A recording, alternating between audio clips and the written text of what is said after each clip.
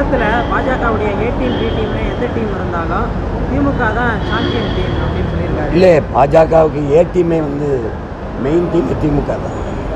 சும்மா பேசுமே ஒழிய அது தேர்தல் வரும்போது இப்படி கிளப்பிவிடும். இஸ்லாமிய கிறிஸ்தவர் வாக்கை தக்க வைக்கிறதுக்காக போகிற வரவனையெல்லாம் பி டீம். 90 விழுக்காடு என் கட்சியில் இந்துக்கள் தான் சொன்னது யார்? பாஜக 100 விழுக்காடுனா நீங்கள் 90 விழுக்காடு. அப்போ ஏ டீம் யார் தம்பி? ஏ டீம் யார்? முதலாக பிஜேபி இந்த மண்ணில் ஆழமாக வேறுண்ட விட்ட கட்சி அது. ராஜா ஐயாவை சட்டசபைக்கு கூட்டிகிட்டு போனோம். யார் இதெல்லாம்?